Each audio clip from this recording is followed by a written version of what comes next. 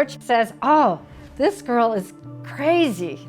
Yeah, you were pretty wild. But you know something, I have to say that you allowed me to be myself, and for That's that I thank you. Still crazy now, I know.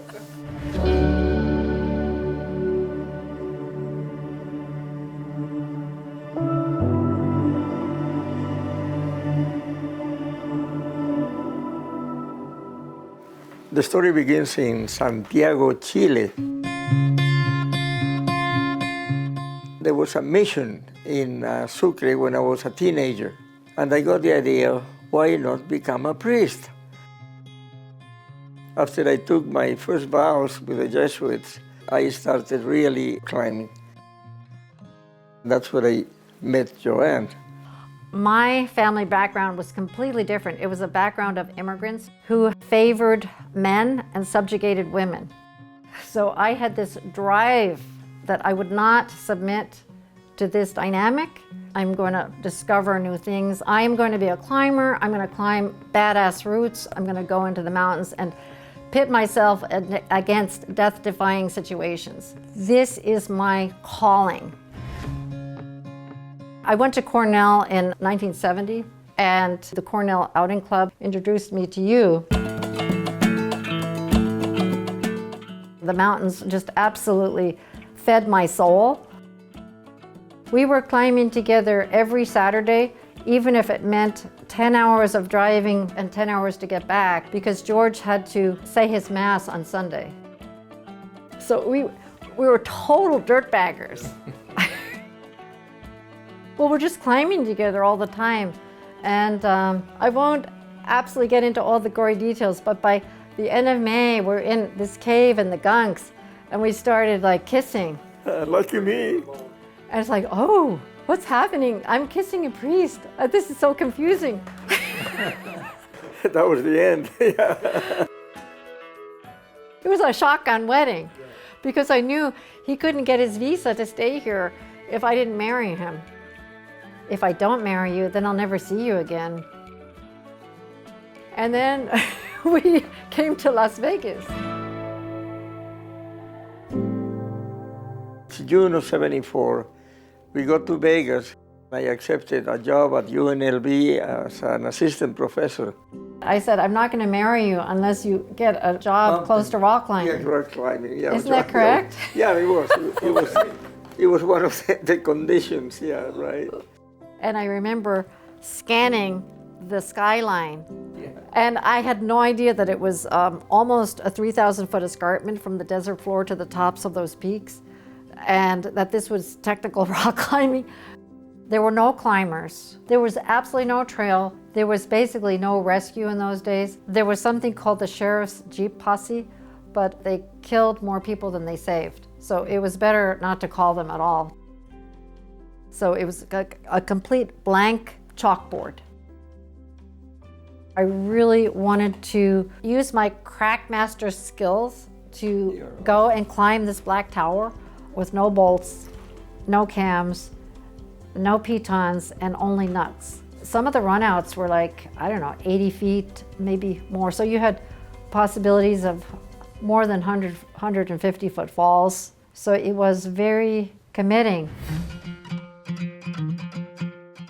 To create the route of epinephrine, we established a template for other routes. We had vaulted into a different zone of beauty and aesthetics.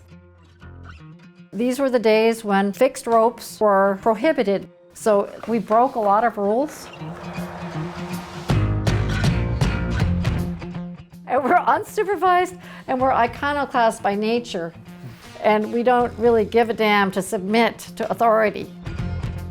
Back then, the dictates of the climbing world said no bolts. But we were in this outpost of sandstone, which was considered to be junk and useless. So we were able and free to do our own thing. And of course, all the bolting was done by hand, hammer and drill, and work. It takes time to put in bolts. There's a lot of metal, a lot of weight. So here we are, like little medieval construction workers, going up the cathedral towers and like carrying a big wall rack everywhere. The nuts look like this. you know, the bong, but it didn't fit very well. The hand drill, bang, bang, bang, twist, bang, bang, bang, twist. Basically multi-pitch sport climbing before sport climbing was even a thing. And it was a very pivotal moment where climbing could go forward instead of being held back by old rules and egos. Creates, like, opens up a new decade. Prince of Darkness, Frogland, Sour Mash, Overhanging Hangover, Eagle Dance, Black Orpheus, Chicken Lips, Strawberry Sweat, Kaleidoscope Cracks. And then we did Levitation. And that's the route that we invited Lynn Hill and John Long. Lynn was 19 years old at the time, and John Long was very famous from Yosemite. That's what she called the Levitation 29. Because that was on my 29th birthday. I immediately recognized that these were so good, I needed to record them, which was also not the normal thing at the time. I broke another rule. I felt that I was compiling a treasure map, and I wanted my small group of crazy club members to be able to find the treasure. So I would write pitch by pitch descriptions, so I had to name most of the mountains and most of the walls. I had been rejected by about a dozen different publishers. And finally, the American Alpine Club said yes. The book is published in '84, and now this is a major pivot point in Red Rock because now there's a book out there and a huge quantum leap.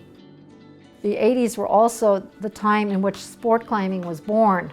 And of course, that brought forth a lot of conflict. So it was the old boldness and the new athleticism. But that's just the way human progress is. Climbing mountains is like a return to our primal DNA. Having your own personal frontier and a dream to reach a goal. I mean, these are what make people human and happy. And the union with your partners. Even if we don't see our climbing partners for 20 years, if we've had meaningful experiences with them, then that makes our souls richer by a long shot. So this is part of who we are.